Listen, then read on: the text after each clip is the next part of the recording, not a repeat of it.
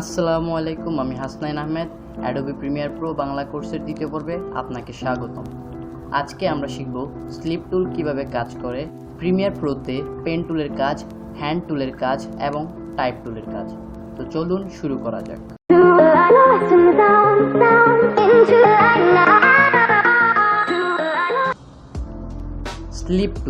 Slip টুল premier প্রোর অন্যতম একটি টুল। Slip টুলটির নাম তার কাজের সাথে মিলিয়েই রাখা হয়েছে।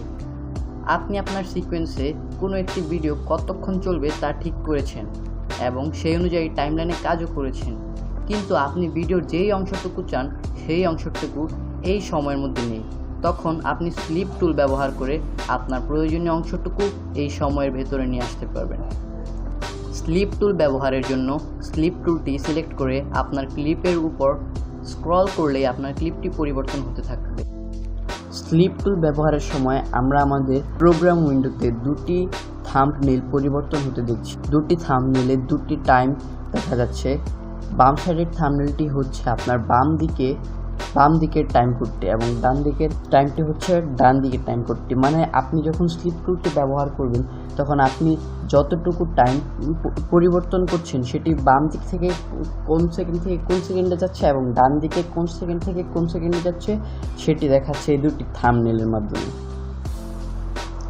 আমরা অ্যাডোবি ফটোশপ, অ্যাডোবি ইলাস্ট্রেটরে পেন টুলের কথা শুনেছি। প্রিমিয়ার প্রোতেও পেন টুল রয়েছে এবং প্রিমিয়ার প্রোতেও পেন টুলের কাজ ফটোশপ এবং ইলাস্ট্রেটরের মতোই সেম। প্রিমিয়ার প্রোতে আমরা পেন টুল দিয়ে বিভিন্ন ধরনের শেপ তৈরি করতে পারি। আমরা যখন নতুন একটি শেপ তৈরি করি তখন এটিকে বলা হয় গ্রাফিক। এই শেপটিকে আমরা ইফেক্ট কন্ট্রোলস দিয়ে পজিশন চেঞ্জ করতে পারি, স্কেল ছোট বড় করতে পারি এবং রোটেশন করতে পারি। প্রিমিয়ার প্রোতে পেন টুলের আরেকটি কাজ হলো অপাসিটি কমানো বাড়ানো। পেন টুলের সাহায্যে অপাসিটি কমানো বাড়ানোর জন্য আমাদেরকে প্রথমেই এখানে ক্লিক করে শো ভিডিও কি ফ্রেমসে টিপ দিতে হবে। আমরা আমাদের ভিডিওর জায়গাটি জুম করলে আমরা আমাদের ভিডিওর মাঝখানে একটি সোজা দাগ দেখতে পাচ্ছি। এই দাগটিতে আমরা যদি পেন টুল দিয়ে ক্লিক করি সেখানে একটি নতুন কি ফ্রেম অ্যাড হবে। আর এই কি ফ্রেমটি যখন আমরা নিচে নামাবো তখন ভিডিওর অপাসিটি কমে যাবে। একইভাবে এই নিচে নামা কি ফ্রেমটিকে যদি আমরা আবার উপরে উঠাই তাহলে অপাসিটি আবার 100% হবে। তবে পেন টুল দিয়ে অপাসিটি না কমিয়ে আমরা ইফেক্ট কন্ট্রোলস প্যানেল থেকে অপাসিটি কমাতেও পারি এবং বাড়াতেও পারি। আবার ইফেক্ট কন্ট্রোলসে এই ঘড়ির মতো একটি আইকনকে বলা হয় কি ফ্রেম। এই কি ফ্রেম দিয়ে আমরা যে কোনো সময় আমাদের ইচ্ছা অনুযায়ী পজিশন, স্কেল, রোটেশন এবং অপাসিটি পরিবর্তন করতে পারি।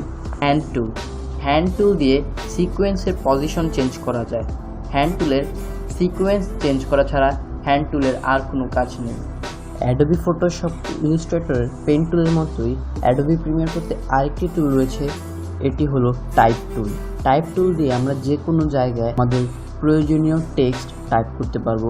আমরা এই টাইপ টুলটির ব্যবহার খুবই কম করব এবং লেগেসি টাইটল বেশি ব্যবহার করব। লেগেসি টাইটল কীভাবে ব্যবহার করব? লেগেসি টাইটল ব্যবহারের জন্য প্রথমে আমরা নিউয়ে ক্লিক করে সেখান থেকে লেগেসি টাইটলটি সিলেক্ট করব এবং আমরা আমাদের প্রয়োজনীয় টেক্সট লিখব। তারপর উপরে বাম পাশে এই চিহ্নটিতে ক্লিক করলে আমরা এখানে বেশ কয়েকটি অপশন দেখতে পাচ্ছি। Crawl, roll. ক্রল হলো টেক্সট নিচ থেকে উপরে যাবে আর রোল হচ্ছে বাম থেকে ডানে অথবা ডান থেকে বামে। এখন আবার যদি আমরা এই দুটি অপশন অন করে দেই তবে আমরা যদি এবার টাইটলটি প্লে করি তাহলে টাইটলটি নিচে থেকে আসতে বেশ কিছুক্ষণ সময় লাগছে, আবার উপরে গিয়ে বেশ কিছুক্ষণ পর টাইটলটি বন্ধ হচ্ছে। আজকের পর্বে এতটুকু। পরবর্তী পর্বে আমরা শিখব কিভাবে ভিডিও স্লো মোশন করতে হয় এবং বেশ কিছু সোর্স থেকে আমরা ভিডিও ডাউনলোড করব। ভালো লাগলে লাইক করুন, সাবস্ক্রাইব করে পাশে থাকুন। ধন্যবাদ।